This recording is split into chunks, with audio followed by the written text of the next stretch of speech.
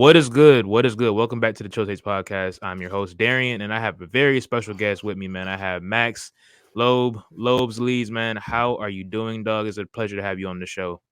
I am great. I appreciate you having me on. I'm pumped to talk. It's a crazy time of year for football, so there going to be a lot of good stuff to talk about. Yeah, man. We got some playoff previews to get into. We're definitely excited about that. I love to touch base on backgrounds as well, so we'll get into that too. But yeah, man, I'm just overall excited.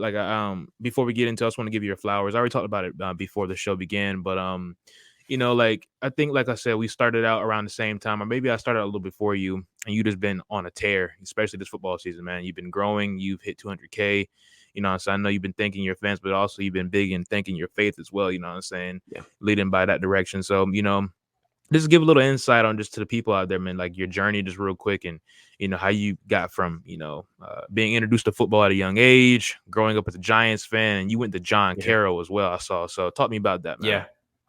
Yeah. First of all, I'm glad you brought up the faith aspect because, like I said, I always tell people I'm blessed. I don't go into detail when I tell people, but truly, like this is a journey that, like, some things can't really be explained by what Mm-hmm. I've done and like the physical things and tasks that I've done. Like, especially now, I graduated from John Carroll this past year, like fully leaping into this content creation business, I guess, full time. Like Mm-hmm. that's something that was terrifying, and that was something I had to put my faith in God for. And I'm very, very fortunate that I'm on my feet and I'm able to continue to work that way. And I wouldn't be here without my faith. 100% right. That is the backbone in all of this. But yeah, I've been super fortunate, especially this football season, to have grown the way that I do. John Carroll, like you talked about, was it's it's been probably the biggest propellant in all of this. Like I'm sure some of the listeners know, but if they don't, it's like the shoot, what's the term that they call it? It's the pipeline. There you go. Yeah, It's the pipeline. Yeah. Mm-hmm. pipeline for the NFL. Like, shout out to the Houston Texans GM Nick Caserio, John Carroll guy, or special teams coordinator John Carroll guy. They've had a bunch of head coaches in the NFL, a bunch of coordinators in the NFL. Unfortunately, some of them are shuffling around now, but it's been Mm-hmm. really, really good the past few years there. I've been surrounded by incredible people, incredible football minds. Like the defensive backs coach for the Rams, I worked super closely with last year. So like I've gotten a lot of really, really good insight there. And as growing up as somebody who wasn't really exposed to the game of football till like high school, Mm-hmm. I really, really needed that. And honestly, I'm still learning a lot, but I needed that, and I needed those football minds. And John Carroll football as a whole was huge in that. John Carroll University as a whole too, like that was a huge backbone for my faith as well. It helped me develop as a man, a person of faith. That was huge for me. And growing up as a Giants fan, like you talked about, it was a weird journey. And I grew up as a Giants fan in New England too. So Mm-hmm. having the two Super Bowls over them will always be something I can whatever hang my hat on or Mm-hmm. talk to them about. But at the end of the day, growing up in New England as a Patriots fan was pretty cool too. So I've loved the Giants, still do love the Giants, really rooting for their success. But Mm-hmm. as a guy who lives in Cleveland, Ohio now and has a Browns podcast, the Mm-hmm. Browns are kind of the team I follow a bit more closely now. Although my fandom to the Giants will never die. That's the team I'm looking at now, and it was a weird season there. And like I talked about, like one of my good friends who I graduated with is a scout for the Texans now too. So I was at a weird crossroads. Like, do I root for the Browns? I kind of have to for my business. Yeah, Do I root for yeah, the Texans? But yeah. regardless, the winner of that game I was pulling for next weekend. So really hoping the Texans pull it out over the Ravens. We'll see. Yeah, we'll get into the Texans and the Ravens game here soon. But you talked about um getting exposed to football later in your life. That's pretty crazy, man. Because Yeah. a lot of content creators, they are just people that are fans of football. Like they've known about the game or just been around the game since childhood, right? But going into high Yeah. school, that's pretty crazy. And the knowledge you picked up along the way, and developing a love for it is pretty nice, man. That's what's up. Yeah, for me, it's always been about like the strategic aspect to it. Mm-hmm. Like Mm-hmm. I guess I shouldn't say high school. Like I seriously got into it in high school for sure. But growing up, like to me, it was a lot of the numbers behind certain things, the numbers behind trends. Like I started playing fantasy football probably over a decade ago, Mm-hmm. and like that was what got me into it. Finding the numbers, finding the edge over my friends, things like that. I'd Mm-hmm. be lying to you if I said Madden didn't have an impact on it too. Like that was something that was huge for me. It was my little way to get into football. it was cool. It was a lot of really, really fun stuff. And granted, as time went on, I became like a student assistant at John Carroll. I started to coach our Nichols my senior year. Like that was a significantly more deep football world, but Mhm. it was really, really fun. And again, I'm 23. I'm still learning so much about the game, and I'm really fortunate to have the football minds to bounce ideas off of and talk to from John Carroll. Mhm. But yeah, it was something that it's a relatively new journey for me, at least in comparison to some other people who were in the space for sure. Yeah. So one last thing before we get into like the playoff preview and stuff, like you talked about like your time at John Carroll and Yeah. transitioning to social media full time. How was that? Because I know you went to John Carroll not to be social media. You wanted to be in like Yeah. a on the field coach, I assume, or a scout. Like, so how was that? And if you're still trying to pursue that, like how's that going along as well? So it was a tough period from this past March to July. So I worked in the USFL. I'm sure a lot of people know that I was the front office assistant for the Pittsburgh Maulers, and we made it to the championship, which was awesome stuff. Like a lot of exposure, met like a ton of crazy people on the way. Like before the game, Michael Irvin like gave us a pregame. Like it was pretty crazy. But Hmm. I was very fortunate to be a part of that, and I saw the good side of scouting and coaching, and I'd seen the same types of things with John Carroll, but I was also exposed to like the lifestyle Hmm. it forces you to live. Almost like, I don't know if there's any people in this world that work like longer, harder days than football coaches. And Hmm. at the end of the day, I do think hard work is something that it like should be glorified. But I also do think a balance kind of has to exist. And as me, as somebody who's, takes a lot of pride in my relationship with others as time goes on, and as I become, a husband or a father, like that's something that's going to be super important to me. And I know that. So like Hmm. to me, pursuing the coaching route wasn't necessarily like what I wanted to do. It was fun when I did it for my senior year at John Carroll, but it wasn't necessarily something I wanted to do or want to do going forward. I think personnel, front office, like scouting, operations. I graduated with a major in supply chain management too, so I've done a lot of operation stuff. I'm good with logistics and things like that, so I have those skills. And if it's something I want to continue down the line, I know I have the skills to do it. But right now, to be honest with you, I'm fully content on what I'm doing. It's a lot of Hmm. fun. It allows me to, live a lifestyle where I'm passionate about what I'm working. I'm working hard, but I also still do have a little bit time to, be with my friends, hang out with my girlfriend, like do the things that are provide balance in life. Because Hmm. as much as we all love football, if you do it too much, you do start to lose the love for it. And honestly, I was really, really grinding at the beginning of the season, and it was Hmm. paying off. Like, don't get me wrong, the numbers were great, but you got to a point where like I woke up and like I didn't want to watch football. Like I know I need to do X, Y, and Z, and it's been a weird journey in that sense. And I'm starting to get the love for it back. Just looking at players, I think fantasy football help actually provide a deep passion and love for certain players in the game. Like that to me is still an outlet for fun. Hmm. Um, Hopefully, it never gets to the point where that's purely work too. But who knows? It's been a weird journey. But again, right Hmm. now where my feet are, like I don't think I'd rather be any other place. Yeah, that's some great insight, man. I like what you touched base on the last part, like, the grind you're on right now, like you get to the point it's like, damn, man, like it feels like work. Yeah, You would hate like for like the joy of like content creating to feel like work. And it's definitely felt like that way for me as well, what I'm saying? Like yeah. getting lost in the numbers and stuff like that. But at the end of the day, it all pays off. And it's beautiful to hear, man. It's some great vulnerability on that side, man. I like that. All right, man. Let's get into the NFL divisional round preview. We're gonna go through all these games. Some great topics to touch base on. Let's begin with the Texans and Ravens. The Ravens are coming into this game fresh off a first round bye. They rest their starters in week 18, of course. So they come into this game, rejuvenated, well rested. Mark Andrews should be playing more than likely. The Texans are coming into this matchup really hot. They've played their starters in back-to-back weeks. Great wins over the Colts, big win over the Browns. So the question is, how can the Ravens avoid an upset by this red hot Houston Texans team? I think it's two things. One, I think it's running the ball. They have to run the ball well because the Texans' run defense is good.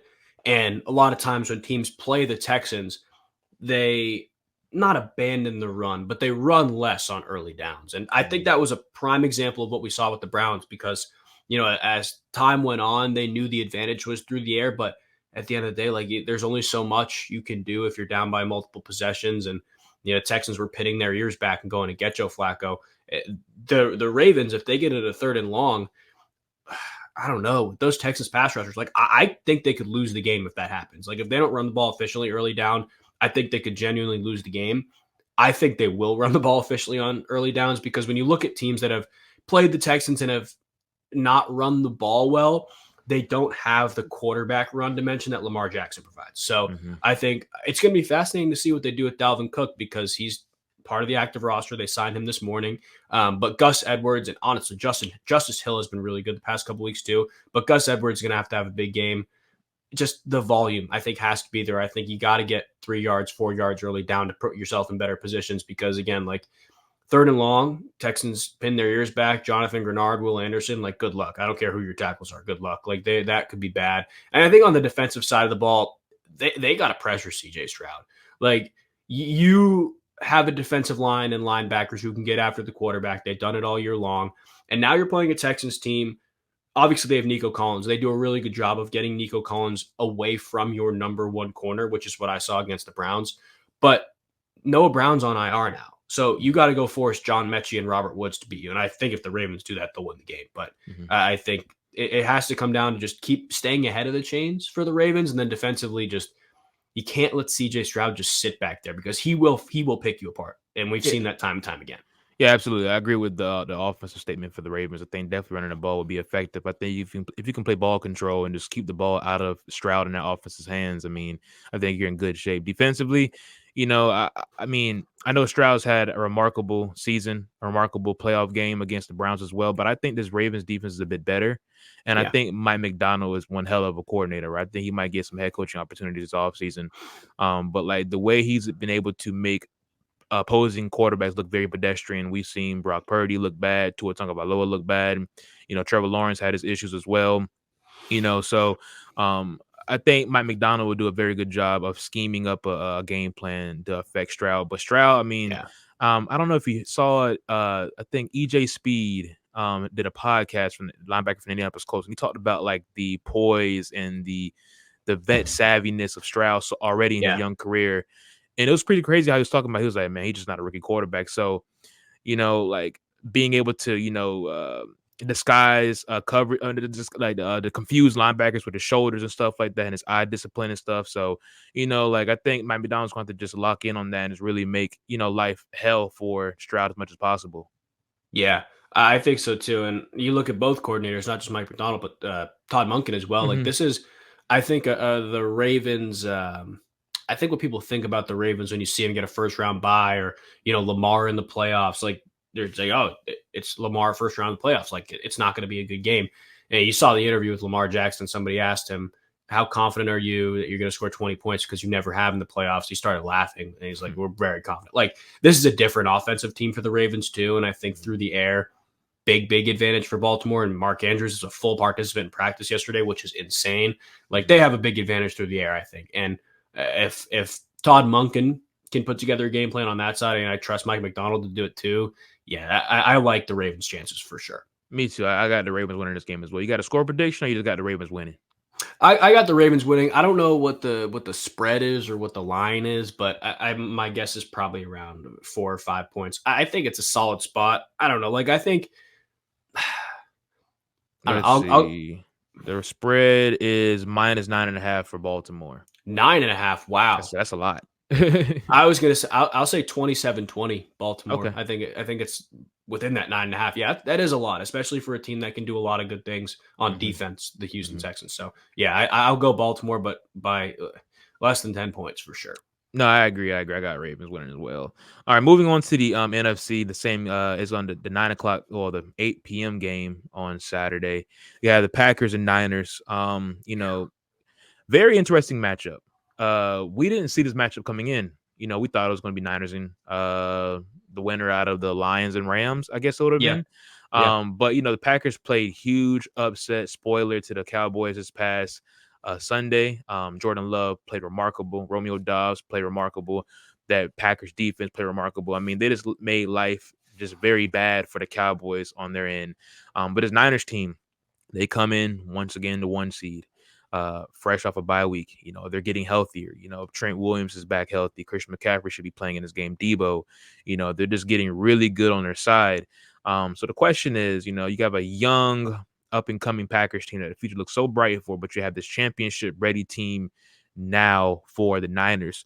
Is the pressure more so on Kyle Shanahan or Brock Purdy to get to where they need to be? Because, Kyle Shanahan's had his moments. He's gotten there, Yeah. but he's fallen up short, right? Due to quarterback play with Jimmy Garoppolo. Last year, Brock Purdy got hurt, and everybody says it would have been a different outcome if Brock Purdy never would have got hurt. So, both guys being intact now, who's the pressure more on, Kyle Shanahan or Brock Purdy to get them to where they need to be? I think Purdy, just because I think you look at what's around him and you look at the infrastructure that John Lynch, but the 49ers have provided him. It's not foolproof, but it's really good. And I think the 49ers offensive line doesn't get enough love too. I think guys like John Feliciano are playing really well outside of Trent Williams. And it's a team that lost one of their best offensive linemen in the offseason too. So overcoming that and being as good as you are running the ball is insane to me. And I think just looking at this game, more pressure is on Purdy. It's really weird when you look at the Packers side, though, because this is a team that played bad defense up until that last game. Yes. Bad defense. They made Bryce Young look like a star, and they put together a good game last time against Dallas. I don't think the score does justice what they did, but I think they played well against Dallas. Can they replicate it against, I think, a better offense is the real question. But the way I see it, Green Bay has been controlling the line of scrimmage on the offensive side of the ball like you wouldn't believe. This is the biggest test they're going to face for sure, but you can point fingers at Jordan Love. You can point fingers at Aaron Jones. This offensive line is playing out of their minds, and the tight ends are playing out of their minds too. And it's not always going to show up in the box score with the receptions and the yards, but they're blocking unbelievably well. Matt LaFleur is scheming up the run game really well. This is a Packers offense that's not going to go quietly. And I think this is, like I said, the biggest test they have, especially when it comes to the front seven of the 49ers, which is just unbelievable. But I don't know. This is a game I think is going to be a lot closer than people think, because the Packers can control the football. All it's going to take is a couple forced turnovers for the Packers to win the game. I don't think it's that out of reach. Yeah. And we've seen Brock Purdy have his moments where he's kind of done a bit too much in his Niners offense, and then when it cost him. The last time we've seen Brock Purdy play at home as a starter might have been that Ravens game, if I'm not mistaken. I think it was. And he had a very bad performance. Yeah. How do you feel about the stat or the stigma that's been brewing up that Brock Purdy is not good from playing from behind? A lot of people are saying that if the Packers can get up to an early lead like they did against the Cowboys, the Niners could be in trouble because Brock Purdy doesn't thrive well when playing from behind instead of just playing from ahead or in a shootout type of performance. Yeah, I think you really you can look at the numbers just face value on a piece of paper without looking at the opponents and say that. I track back to some of the games where the 49ers have struggled, right? It was against Baltimore, which is probably the best defense in the NFL. It was against Cleveland, where McCaffrey and Debo were both hurt for the second half, at least when he was trailing. I'm trying to think back. When were the other games that the 49ers lost? Minnesota. They lost on the road to Minnesota. Okay. It could have been the concussion game he had, well as the Bengals as well, when they were still banged up before their bye week. Yeah, well, I was gonna say the Bengals game, that was a different Bengals team. That, to me, that Bengals team was one of the best teams in the NFL when Burrow was healthy. But that Vikings game is really the only strong backing for that, in my opinion. Now you get a Packers secondary it was better last game, but I need to see more than one game to really convince myself that they are legit, that they can do that to the Cowboys and the 49ers. But I don't know. I don't buy too much into the fact that he's bad from playing from behind. I think just generally speaking, quarterbacks are worse playing from behind. It's probably the case for Purdy too. So yeah, maybe if the Packers do get out to an early lead, they can force Purdy into more uncomfortable spots or force Shanahan to call things he doesn't want to call in those moments. But I don't know if they will get out to an early lead. And I think people just kind of overlook that in the whole argument. If the Packers do this, well, are they going to do that? I don't know. I think most quarterbacks are worse from playing from behind. So yes, if you want to say that about Purdy, I don't think he's explicitly bad, but worse. Yeah. Yeah. No, I agree. A lot of quarterbacks are definitely not poised to come from behind, man. You could say that for just about damn near all of them. Real quick though, before we continue on to the Sunday Sure. slate, there's a little tidbit for this Niners and Green Bay Packers game. Of course, you have Matt LaFleur going up against Kyle Shanahan, former coaching tree. They're on the Yep. same pipeline of what as that. But you also have Mike LaFleur, the passing game coordinator for the Niners. So do you think Matt can provide any type of information for Joe Barry in defending what, of course, Kyle Shanahan, his offense, they're familiar with that already, but also the, tidbits of what Mike LaFleur, his younger brother, could provide in a game plan.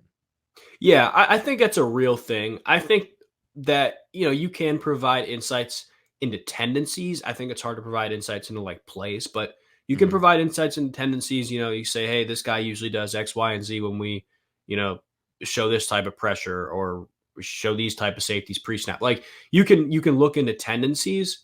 Mhm. Um, but it's hard when you have a team as good as the 49ers are at game planning because they self scout. So like they see what they're doing against certain situations and they do their best to balance it out so you don't have any tells for those opposing teams. And yes, insights are a real thing. I don't think you can read too much into it. Like I don't think you're going to be calling out plays, but I do think it's a real thing. Yes.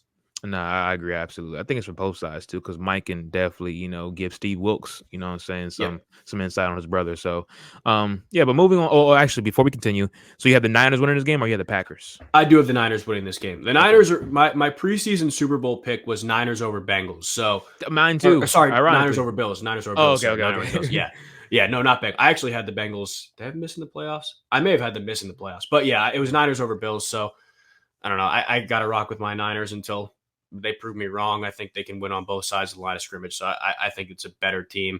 The only way the Packers do win this, and I know I just said you can't just overlook this. If they can control the clock and get out to an early lead, that's their best chance. And Yeah, the way their offensive line has been playing, it's a very real thing. Aaron Jones is 4 straight games with 100 yards, averaging at least 5 yards a carry in every one of those games. So like yeah. you can run the ball well against good run defenses. They've shown that. I think it'll be a close game. I'll go.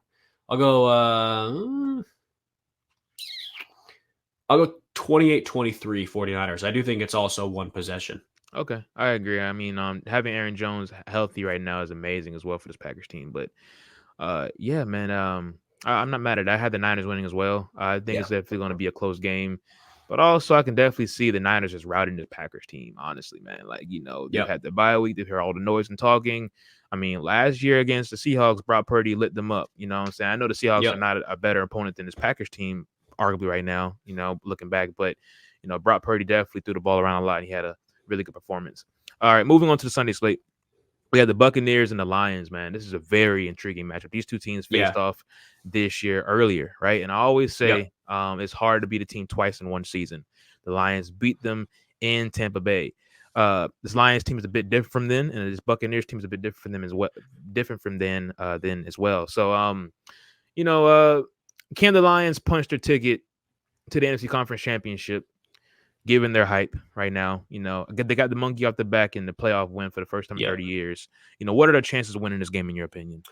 I like them a lot. I think like the Lions are a team that the people love, and I think it's a team that the people hype up. I just think they're really good.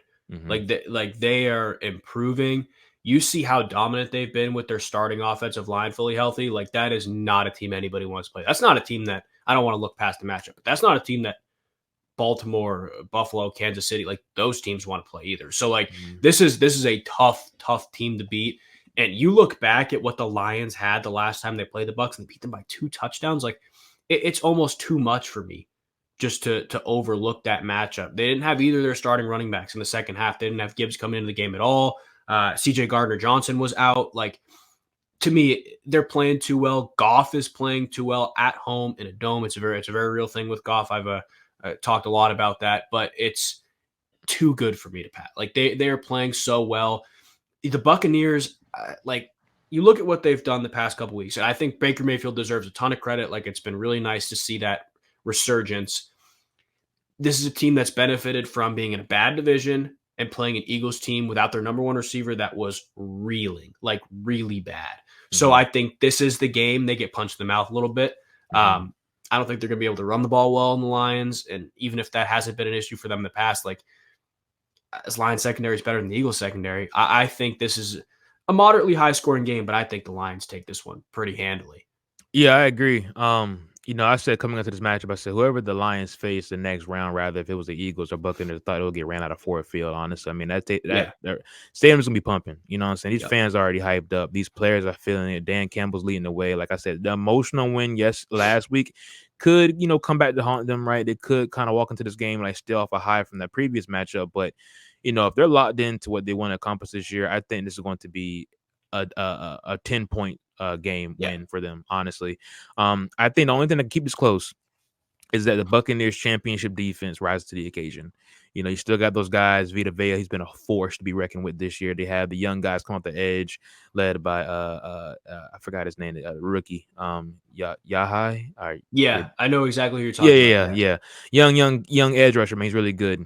Of course, you got Devin White, Levante David, the corners, and Jamel Dean, and of course Carlton Davis. And you have the back end safety help with Antoine Winfield leading the way. So, I think the Buccaneers defense can be the only thing to keep this game close. But if there's missing a beat, you know what I'm saying, or you know, if they were to give up chunk plays like they kind of did Yeah. against the Eagles at times, you know what I'm saying? But, I don't know. Todd Bowles did a very fantastic job against that Eagles offense. And I know the Eagles offense had been reeling, like you said, but, I think they can keep it close at first. But I think in the second half, once the game gets going, once David Montgomery and Jameer Gibbs can get the ball going on the ground, I think they pull away and win by 10.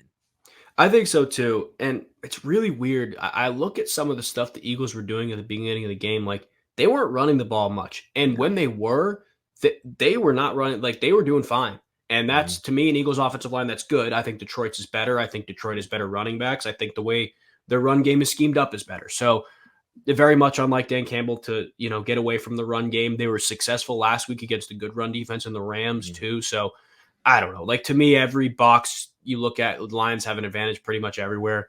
I'd be shocked. And I think the chunk plays are a very real thing too, because I think Antoine Winfield's had an unbelievable year. I think Carlton Davis and Jamel Dean can give up those plays. And I think I don't know if people don't want to talk about it. I just don't think people know it because that secondary has been an issue all year. That's the reality of it. That's the weakness of their defense. And the Rams preyed on it last week. Goff looked awesome.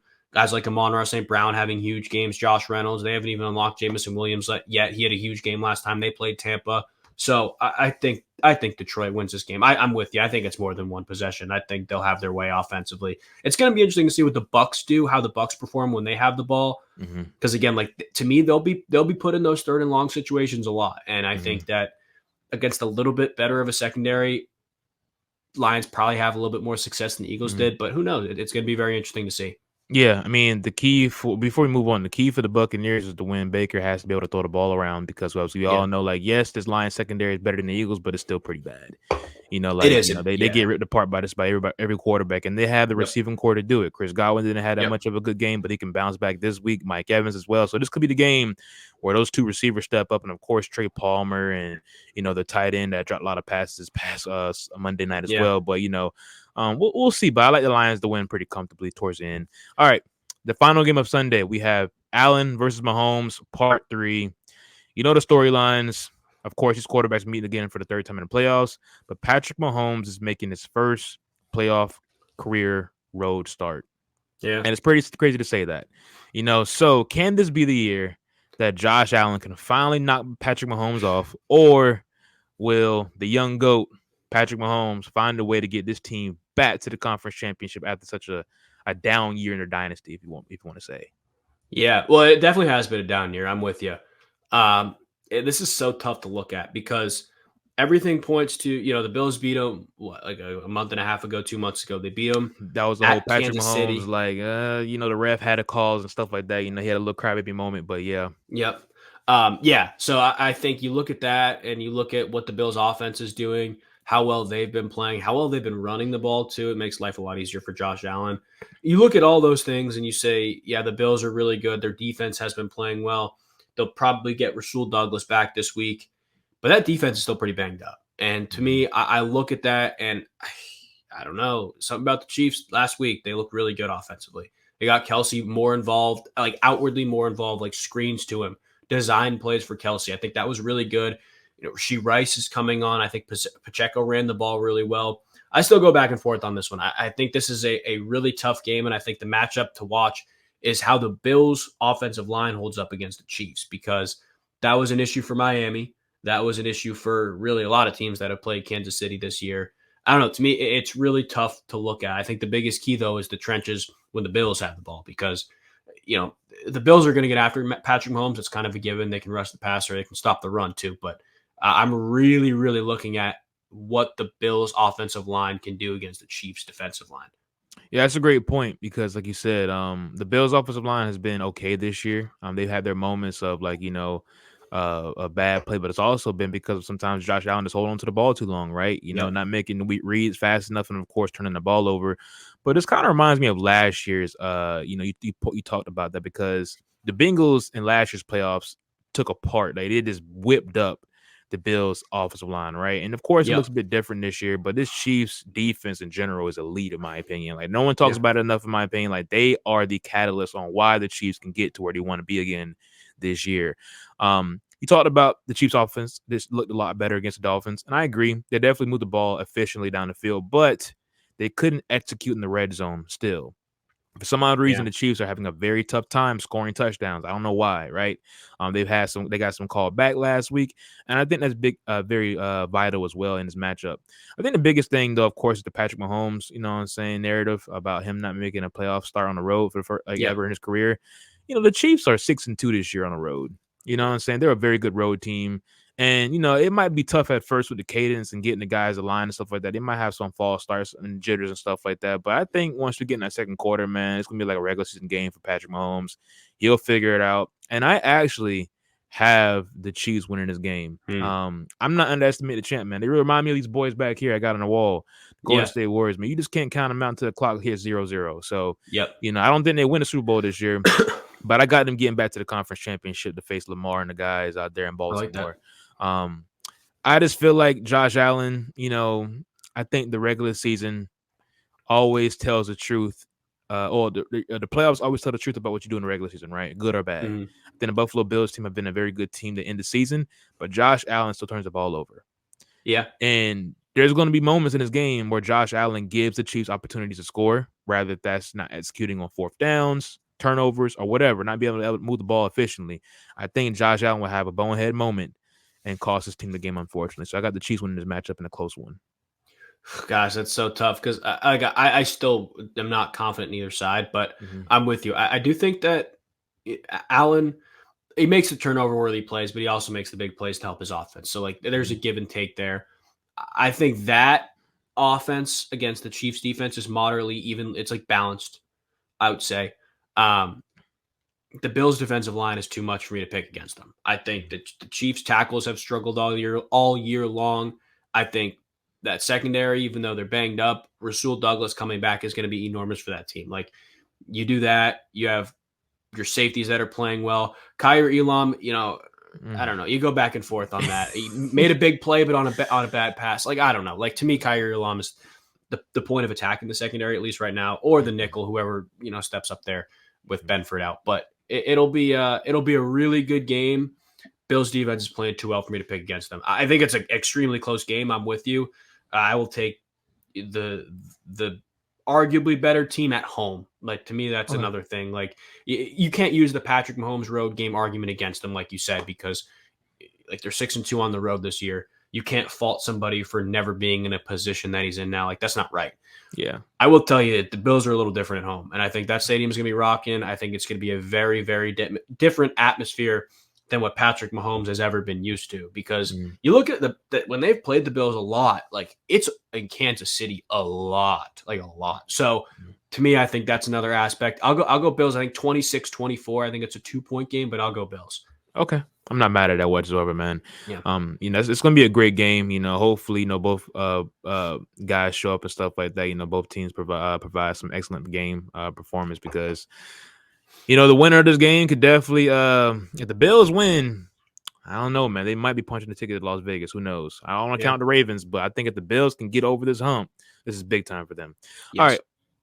Potential head coach hirings. Let's talk about it real quick. Mayo, I think his name Gerard Mayo, just got hired. Of course, he was just, in the contract, making the next Patriots head coach. So you have the Titans, Falcons, Chargers, Panthers, Commanders, Raiders still, surprisingly. jobs available. Am I missing anybody? I think that's it. That's all I can think of. Yeah. Okay, so if you had to predict some of these head coaching hirings, we had the Bill Belichick news this morning about the interview two going on with the Falcons. So, Yeah. where's your predictions lie with these head coaching searches? It's tough to pin a coach to a place, but I will tell you, I think Atlanta is the best option. I think a lot of people will point to LA because they have Justin Herbert, because they have all these pass rushers. Maybe they are good next year. Maybe they are good for the next couple years. Atlanta, to me, has a younger defense that overperformed from what they were expected to. You look at their offense, Bijan Robinson, Kyle Pitts, Drake London, and an unbelievable offensive line. A lot of those guys on rookie deals, too. To me, it's like I'll never believe you're a quarterback away. I don't think that's right, but that's the closest thing to it right now, to be honest with you. So Mhm. I think if they can find some quarterback to step in, I think they're a prime Fields trade candidate. I think they're a prime trade up in the draft candidate. Like, I think they're going to take a swing at a quarterback real early, but Atlanta's the best spot. I think Belichick would be great there. I think, you surrender the offensive play calling duties to somebody who you're comfortable with. I think Josh McDaniels is going to be a name that arises. Yeah, it's definitely going to be a Um, name. yeah, honestly, well, I'll talk about Josh McDaniels after the coaches, but I think that's probably not a given, but I like that one. I think Vrabel is another really good one because you got to find a team that's like kind of up and coming, as some young talent that needs like a culture reinstatement. I think Mhm, LA is a good spot for him. mhm. Like, they got the quarterback, they got a lot of young pieces. Can he provide a winning culture? Because that's what he does. He finds ways to win football games, and I could see that.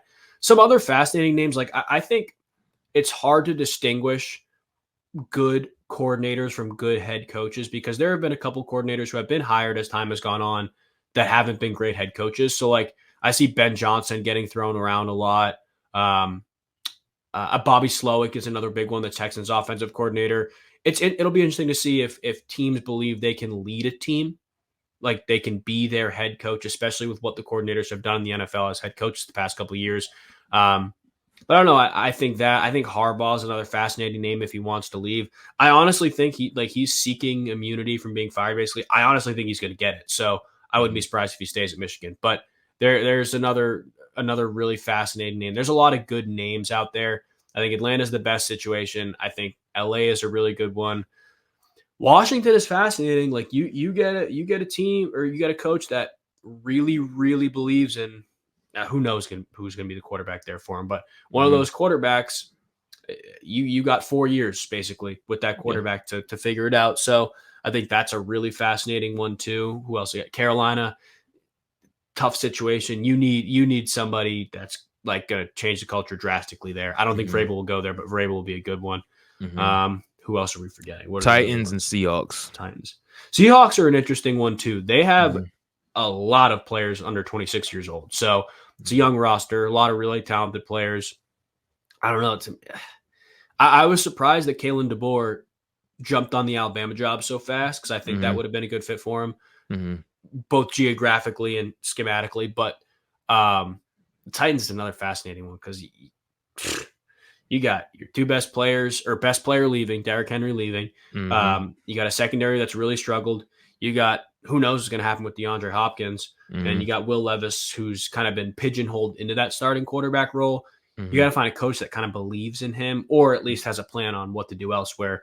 That's mhm, not, to me, not in a super, attractive job, but at the same time, financially, that new stadium's coming in. It's in a nice mhm. area. Like, there'll be coaches that want that job for sure. Yeah, when I look at those, and also the Raiders as well, I think they get Antonio Pierce, but I hopefully hope they so. they, I they should do really right hope by so. that. Yeah, because I Yep. think if he leaves, I think a lot of players would not want to be there anymore. Mhm. But I'm looking at like the Panthers, Titans, maybe even Seahawks. I think they try to go for up and coming coordinators, Yep. right? That would be Mhm. like your Bobby Slowicks, your Ben Johnsons, maybe even a OC from the Bengals has been getting a lot of love lately. I forgot his name, but he's been in the head coaching searches. I don't think they go for guys that have already been head coaches elsewhere because I think those are just teams that are kind of just in rebuild mode. So is the Yeah. Commanders. Well, Commanders are a very intriguing job. They have the Yeah. most cap space in the NFL. They have a top 2 pick, you know what I'm saying? And they have some talent in the offense with, Jahan Dotson and of course Terry McLaurin. But I think jobs like the Chargers, Falcons, I think they go out there and get some established head coaches. I can Yeah. definitely see the Chargers and Seahawks as well, maybe. But Chargers and Falcons definitely circling around for your Bill Belichick, your Mike Vrabels, or your Harbaughs, right? I think Yeah. 3 of those coaches will be at those 2 destinations for sure at the end of this cycle. You see, you had to touch base on Josh McDaniels real quick before I get into my next segment. Yeah. What you had to say real quick? I think that is like if you're a team that's looking for an offensive coordinator right now, that's probably the best you can do. I Mm, think like Pittsburgh Steelers, I think is a name that you're going to see with McDaniels. I think he could go where Belichick goes. I think the offensive coordinator world, like there's a lot of offensive coordinators that are going to be on the move, right? You talked mm, about Bobby Slowick, you talked about Ben Johnson, any other ones. Eric Bieniemy could get a head coaching job somewhere, whether it's Washington or somewhere else. mm, There are going to be some offensive coordinators that are on the move. You lose an offensive coordinator as a good unit, like Detroit, who has a good offense. You lose your offensive coordinator, you're in trouble. Texans, you're in trouble. I wouldn't be surprised if McDaniels is a name that pops up there because of what he can establish as a coordinator. I don't mm, know if people would hire him again as a head coach, but as a mm, coordinator, that is it's a proven coordinator who, granted, played with one of the best quarterbacks of all time, or if not the greatest. Excuse me, my bad. mm. But he's a proven coordinator who can get the most out of his personnel. It's what he did for a decade in New England, and I think there are going to be a lot of teams that are lining up to get him because he can call plays, he can build relationships with your quarterback. I just would not be surprised if he winds up on a team that loses an offensive coordinator. Mm. Maybe back with the Saints or to reunite with Derek Carr. Maybe, It would be maybe. crazy. That same situation is a Yeah, dumpster yeah, yeah. fire, but who But knows? no, I agree. I think even his time in Las Vegas, I think he did a good job of calling plays. You know what I'm saying? Josh Jacobs, the running attack they had with him, with Josh McDaniels leading the way, was phenomenal last year. So Yeah, now I yep, definitely agree. He can definitely come in and be like a seamless transition for teams that are losing their high profile coordinators on the offensive side. All right. Mike McCarthy, real quick, you know what I'm yeah. saying? He just got reassured that he'll be back with the Dallas Cowboys next year. And people are saying, well, can you get much better? He's had success. He's had 12, he's had 3 12-win seasons during his time with the Dallas Cowboys, and we get all that. But the Cowboys have championship aspirations, Yep. and the Cowboys are 1-4 in the playoffs under Mike McCarthy's regime, his tenure. So, how do you feel about Jerry Jones not, having this emotional firing and keeping Mike McCarthy in place? I like it. I honestly agree with it. Like, I think it's so easy to say, oh, they should go hire Bill Belichick or they should go hire Mike Vrabel or Jim Harbaugh. And, even if on paper those guys' resumes are better than Mike McCarthy, you still have what, a 12-win team that offensively, they were good last year. They were great this year. And he Mm-hmm. was calling plays. So offensively improved. I think when you look at like this playoff loss specifically, like find it hard to believe it's on Mike McCarthy. Like their defense got bullied all day long. And I think it's actually crazy to think about the head coaching vacancies. And Dan Quinn is a very, very real thing. I think for a lot of teams, especially Seattle, Mm-hmm. that's the last taste in some of these organizations' mouths. Like however many points they let up, 48, right? Yeah. Against Green Bay. I guess not 48 because they picked 6, but regardless, 40 points. Yeah. Yeah. That's the taste that's going to be left in the mouth of a lot of these organizations. And I don't think it's all on Dan Quinn. Like I think there's needs on that defensive line. I think Micah Parsons has kind of overshadowed Mm-hmm. the lack of talent around him. Mm-hmm. I also think people just look at the fact that their secondary got torched all year long. They don't have Trayvon Diggs, and it was Yeah. Trayvon Diggs. It's not the 2021 2021. Trayvon Diggs that Yeah. was Yeah. Or getting 2022, that was good last year as well. He was very good. He's yeah probably better than he was 2021. Yeah. significantly. And then that's what I was going to say. At 21, Diggs was a guy who was jumping on every route that he saw trying to get picks. 2022, Trayvon Diggs eliminated half of a field. Like that is a legit, really good corner with great ball skills. And as much man as the Cowboys play, like you can't just look at that defense and say, yeah, it's the same. It's not. Mm-hmm. And putting an older Stephon Gilmore on your number 2 or putting Deron Bland, or on your number one, excuse me, putting Deron Bland on your number one. It's not going to work. That's Diggs' job, especially when they play man. So I Mhm. think that there's a lot of emotional overreaction to the Dallas situation, saying, you go fire him, get him out, get him out. I don't think that's the case. I think they just got out schemed and out coached one game. And, that is partially on McCarthy. He's not innocent here, but Mhm. I don't think it's right to call for somebody's job after how good they have been in the past, especially these past 2 years. Mhm. Like, you talk about the NFC East, we haven't seen a repeated champ in like, I don't know, 15, 20 years. Been a I think we're long going time, to. man. I think we're going to next year. I think Dallas wins it again. Like, this is a good team. This is a good team, and I Mhm. think bringing McCarthy back continues along the good things that they've been doing. It doesn't risk a culture change. Like, I think they've built a lot of really good things in Dallas, and bringing him back makes sense. I can see that. I can see. I just think that you kind of.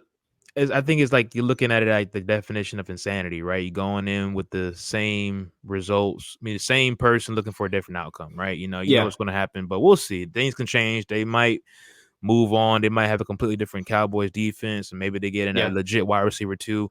Don't know. Maybe they move on from Dak. I'm not sure, but they definitely have to make some serious changes. And obviously, Mike McCarthy isn't going to be the one. All right, Max. Before you Yeah. go, you already talked about like your life before content creating, stuff like that. Very inspiring story. However, can you touch base on what can we expect from Max Loebs this 2024 or in 2024?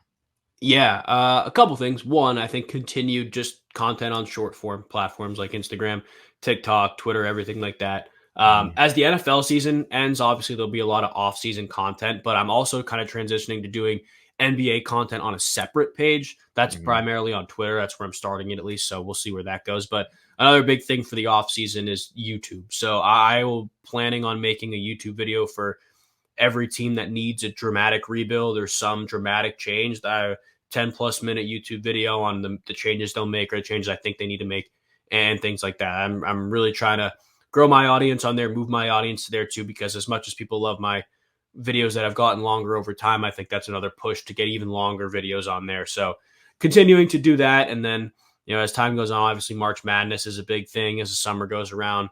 Fantasy football starts to pick up towards the end of the June month, end of July. The repeat of that from last year will be really really exciting too, and we got a community of more people now, and I'm excited to grow with them. Absolutely, man. Well, I thank you so much, Max. Like I said, you're fantastic at what you do. It's great to see your progress, your journey, and I know next year, man, you're going to be close to that 500K on TikTok, and more than 10,000 subs on YouTube and stuff like that, man. Because your grind is definitely noticeable, man. I won't lie, man. I pick up on some of the things you do, man. It's very inspirational. So, man, congratulations to you, dog. Thank you, and I've seen your growth too, Darian. Don't get it twisted. We'll both be at that spot in the next months. Yes, sir. Hope so, man. All right. Well, thank you for tapping in, everybody, man. Until next time, that is a wrap.